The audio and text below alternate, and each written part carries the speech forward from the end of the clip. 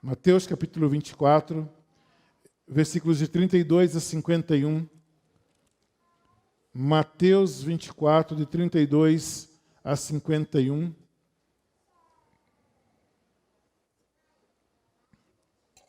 Mateus 24, 32 a 51 diz assim: Aprendei agora esta parábola da figueira. Quando já os seus ramos se renovam e brotam folhas, sabeis que está próximo o verão. Igualmente vós, quando virdes todas estas coisas, sabei que ele está próximo às portas. Em verdade vos digo que não passará esta geração sem que todas estas coisas aconteçam.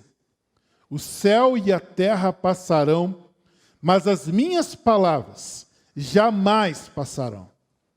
Quanto ao dia e hora, ninguém sabe, nem os anjos do céu, nem o Filho, mas somente o Pai. Como foi nos dias de Noé, assim será também a vinda do Filho do Homem. Pois, assim como nos dias anteriores ao dilúvio, comiam, bebiam, casavam e davam-se em casamento, até um dia em que Noé entrou na arca. E não o perceberam, até que veio o dilúvio e levou todos. Assim será também a vinda do Filho do Homem.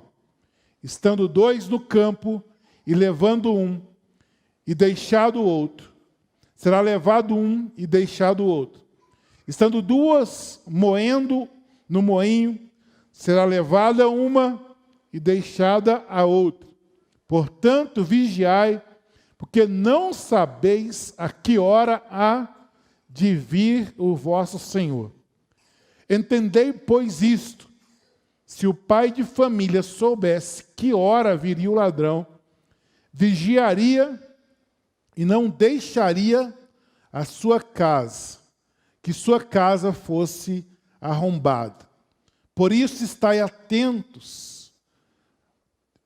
Por isso estai vós também atentos, porque o Filho do Homem virá na hora em que não esperais. Quem é, pois, o servo fiel e prudente, a quem o Senhor encarregou da sua casa para dar o sustento a seu tempo? Bem-aventurado aquele servo a quem o Senhor, quando vier, achar servindo assim. Em verdade vos digo que lhe confiará todos os seus bens. Se, porém, aquele servo for mau e disser consigo: o meu senhor tarde virá, e começar a espancar os seus conservos, e a comer e a beber com os beberrões, virá o senhor daquele servo num dia em que não espera, e a hora em que ele não sabe, e castigará, e lhe dará lugar com os hipócritas. Ali haverá choro e ranger de dentes. Vamos orar? Pai, em nome de Jesus, eu quero te agradecer por esta palavra. Eu sei que ela vai falar ao nosso coração, que ela já está falando ao nosso coração, e que nós consigamos, ó Pai, extrair desta palavra verdades, meu Deus, que façam motivar o nosso coração a continuar servindo ao Senhor com toda a nossa alegria, com toda a nossa força. Meu Deus, que nós consigamos construir a nossa liderança algo sólido, algo verdadeiro, algo, Pai, que tenha consistência, Pai, que pessoas sejam ganhas e pessoas sejam bem cuidadas e pessoas tornem-se líderes e pessoas, ó Pai, honrem o Teu nome por toda a vida. Nós oramos, ó Pai, pedindo direção e sabedoria, em nome de Jesus. Amém. Nós estamos diante de um texto que passa por algumas verdades, várias verdades. Aqui, lógico que é a divisão da Bíblia, então, na divisão da Bíblia, que não é inspiração, mas da equipe que escreve, vão dividir nos temas. Mas aqui fala sobre a vinda do Filho do Homem, a partir do 32, a partir do 29, eu li a partir do 32, para nós aprendermos a observar os sinais dos tempos, o que vem acontecendo. E aí no 32 eu peguei a parte que fala da figueira. Jesus está dizendo assim: vocês sabem interpretar o tempo da figueira dar o fruto, mas vocês não estão conseguindo perceber os movimentos de Deus. E aí, logo em seguida, vem uma exortação à vigilância, mandando que nós nos fiquemos atentos, porque nós não sabemos a hora que o Senhor voltará. E antes de encerrar o capítulo, a terceira divisão aqui fala sobre dois servos. Olha só a construção dessa palavra de Jesus. Ele está falando sobre a eminente vinda dele, de uma segunda vinda, quando ele vem para buscar os que o esperam. Ele fala sobre a vigilância que nós devemos manter em nosso coração, porque nós não sabemos a que hora que isso vai acontecer. E aí, por fim, ele fala sobre dois servos.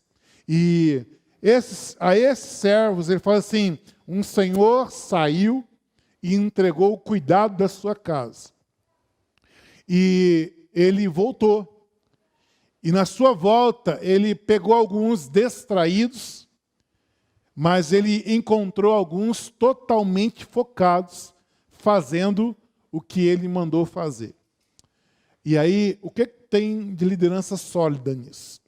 Eu aprendo aqui, nessa parábola dos servos, eu me coloco nessa parábola dos servos, e nós estamos em 2022, ele veio aqui há mais de 2000 anos atrás. Isso é muito tempo para nós, mas para ele é bem pouco tempo, mas para o ser humano é muito tempo. A nossa vida vai passando o tempo. Eu nasci ontem e já vão para 45 anos de vida em dezembro. Então, são 45 anos, cada ano com 365 dias, não sei quantos minutos, quantas horas. E o tempo vai passando e eu estou há 23 anos no Evangelho. E essa questão do tempo seguir e eu me manter firme aqui, isso diz que a minha conversão foi sólida. Então, o tempo é um dos sinais de que a sua conversão é sólida. Mas o tempo sem crescimento não é o que Deus quer, sem entendimento. Porque só o fato de eu ficar com o Senhor já é muito bom. Mas eu ficar do mesmo tamanho, isso aí já não é bom. Eu ficar do mesmo tamanho, com as mesmas birras, com as mesmas criancices, com as mesmas dificuldades que eu tinha lá no meu primeiro ano de convertido, isso aí já não é sólido, significa que eu até estou ficando. Mas isso aqui, o Evangelho não é a minha vida. Tem muitas conversões antigas que o Evangelho não é a vida da pessoa. Tem muitas pessoas que estão há muito tempo seguindo igrejas, mas que aquilo não virou a vida dele. Porque ele gosta do ambiente, ele gosta da casa, ele gosta da palavra, ele se apega àquela comunidade, então ali cria filho, ali tem amigos, ali tem uma série de coisas, mas o Evangelho não entrou no coração de uma maneira que o instigue ou mexa com ele para que ele não fique do mesmo tamanho. E aqui Jesus está dizendo assim, vocês conseguem perceber o avanço e ler o tempo do fruto de uma figueira. Mas vocês não estão atentos aos movimentos espirituais. As coisas que estão acontecendo ao seu redor, que diz que o Filho do Homem, aqui, Jesus, está para chegar. Ele está chegando, a qualquer momento ele vem. Então, se nós tivermos essa concepção dentro de nós, que o Senhor a qualquer momento volta, então cada hora da nossa vida passa a ser muito importante, porque se ele voltar, aí a comparação dos dois servos, ele não espera encontrar gente distraída, perdida na vida. Ele fala assim, olha, e ainda compara com o dilúvio. O dilúvio foi uma divisão entre vivos e mortos, né? Foi um tempo de morte. Fala assim, antes da morte da humanidade e restou só uma família, antes disso eles estavam numa boa.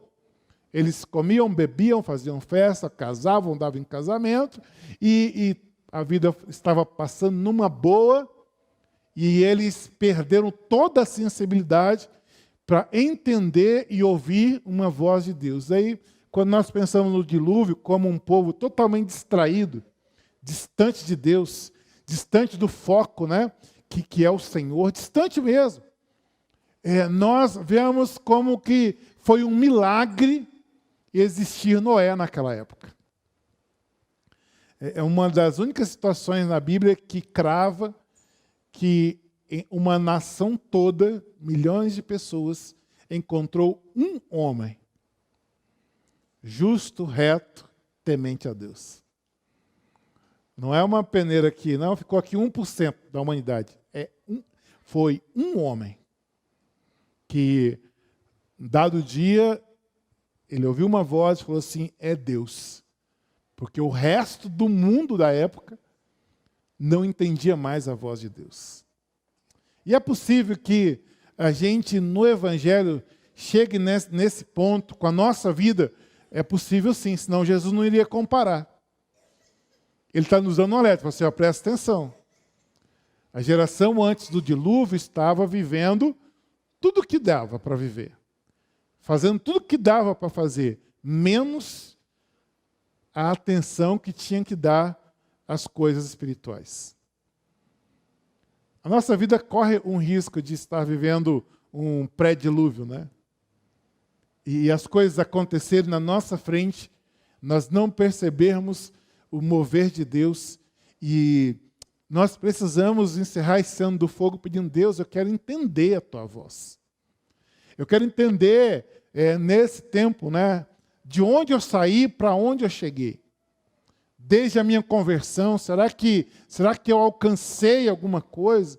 Será que eu consegui evoluir na minha vida espiritual? E pastor, falar em evolução da vida espiritual, isso é de Deus? É sim, porque ele fala para a gente aperfeiçoar a nossa salvação. E aperfeiçoar o quê? Avançar, crescer. Essa pandemia te fez maior ou te fez menor como líder? Você avançou ou você reduziu? Porque muitas pessoas, a gente percebe que reduziram.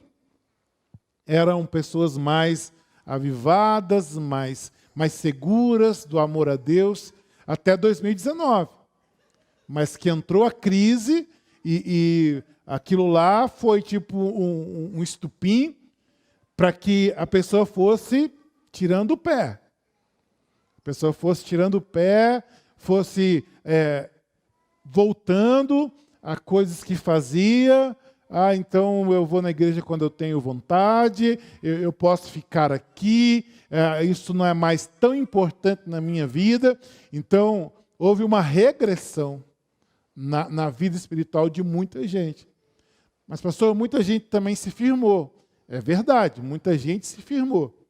Mas eu sou amigo de alguns pastores, né? Fala assim, aí... Eu não estou vendo ninguém falando assim, olha, a gente voltou depois da pandemia maior.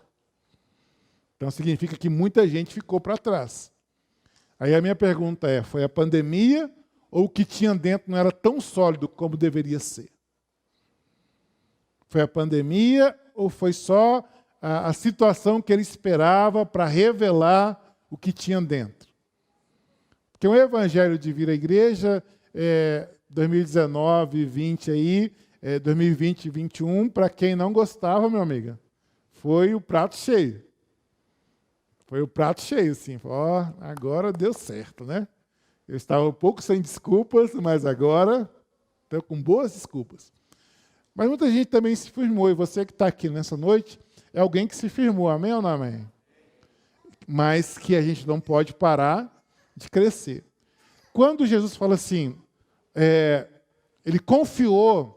O Senhor saiu da sua casa e confiou a sua casa a servos. Eu aplico como a vinda de Jesus aqui na terra. Ele preparou discípulos, os 12, né? E depois um era Judas, depois repuseram Judas. Então ele veio, preparou servos que continuasse o trabalho de evangelização. Esses servos precisavam passar para outros servos, que passasse para outros servos. E esse Senhor que deixou a casa dele aos cuidados dos servos é Jesus, que deixou esse mundo todo na mão da igreja. E a igreja não é prédio. Amém ou não amém? A igreja somos nós. Então nós estamos aqui, e esta é a minha compreensão, como servos de Deus, responsáveis por sua casa, pela edificação da sua casa, pelo crescimento da tua casa, da sua casa. E ele vai voltar a qualquer momento.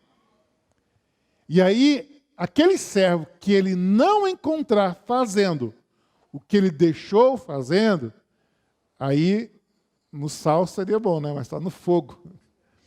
Vai ser tido com os hipócritas. Então, o que isso tem a ver com ser sólido? Primeiro, para a gente ter uma liderança sólida, nós temos que ser sólidos na nossa fé. Entender o nosso trabalho no reino como alguém que é servo de Deus, cuidando da casa de Deus, que ele voltará para nos pegar de surpresa. Porque ele falou assim, se o dono da casa, o pai, soubesse a hora que a casa fosse ser invadida, o que o pai faria? Chamava a polícia, ficava na tocaia. A hora que o ladrão viesse, eu sabia que você ia vir agora.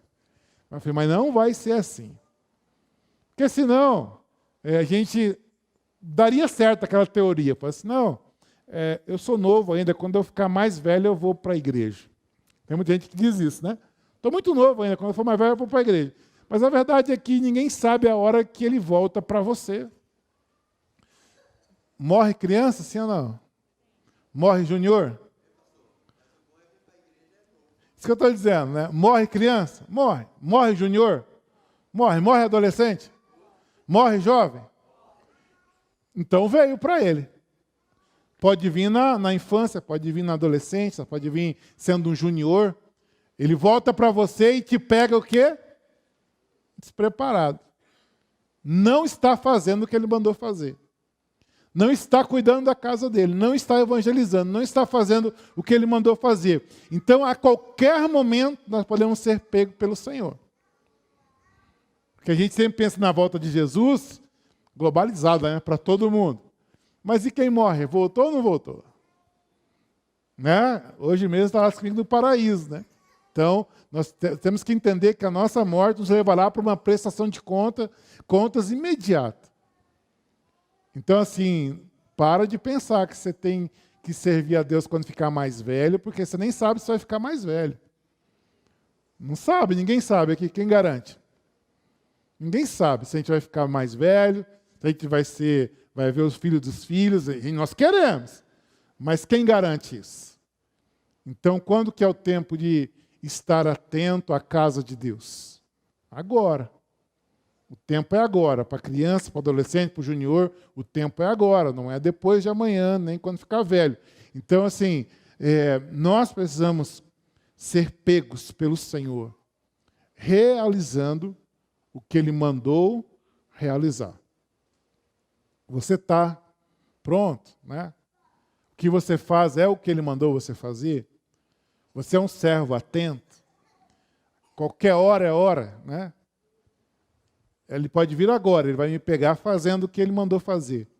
Ele vai chegar e pegar a casa dele bagunçada, a gente sem fazer nada, a gente ligado em um monte de outras coisas e desligado das coisas dele. Eu espero que não. Eu espero que você e eu continuemos atentos, ligados às coisas de Deus, sem a história de dar tempo, sem a história de para ser depois. Não, irmãos, o tempo de Deus é agora. É agora. Tomar muito cuidado também. Até na casa de Deus a gente pode se perder. A gente pode fazer um monte de coisa e pensar que está fazendo o que o Senhor mandou fazer e não estamos fazendo. O Senhor ama gente. Ele morreu por gente, por pessoas. Então, a maneira que Ele quer nos pegar é amando e cuidando de pessoas. Evangelizando o mundo inteiro. Então, assim, gera no teu coração um senso de urgência nesse tema, né? Para de achar... eu acho que essa pandemia também me ensina a nós que muitas pessoas foram sem estarem preparadas.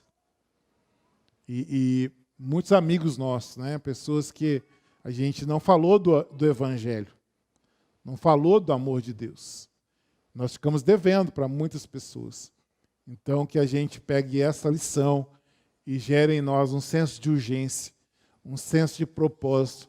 E o nosso propósito é fazer o que Deus mandou fazer. E Ele mandou fazer o quê? Ficar distraído? Não, cuidar de gente. Amar pessoas, evangelizar.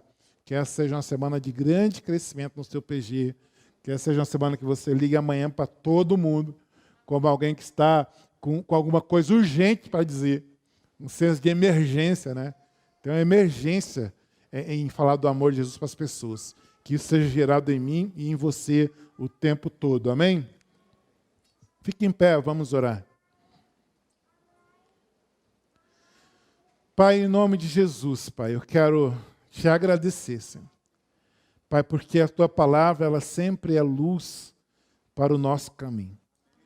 Meu Deus, e essa palavra nos faz enxergar, Pai, o senso de urgência, de estarmos fazendo o que o Senhor nos mandou fazer.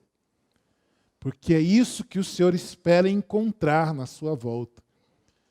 Quando o Senhor olha, Pai, nos vê distraído, como o povo antes do dilúvio, certamente o teu coração não se alegra e se preocupa conosco. Então, ó Deus, nos dê uma liderança sólida, que o tempo diz que nós estamos firmes, mas o nosso crescimento diário, o nosso foco diário em fazer a tua vontade, também diz que temos uma liderança sólida. Abençoe, Pai, cada líder aqui de rede, amadureça o coração de cada um, fortaleça, os ajude, faça-os crescer, desenvolver, andar nos caminhos do Senhor, desde criança menor aqui nesse encontro. Meu Deus, que essa palavra, ela ache lugar, guarida nesse coração. Abençoa, Pai, os nossos líderes de setor, abençoa, Pai, os líderes de PG, derrame graças, ó Deus, derrame do Teu Espírito. É o que nós te pedimos e entregamos a cada reunião agora também das supervisões. Eu entrego a Ti, em nome de Jesus. Amém, amém e amém. Que Deus abençoe você.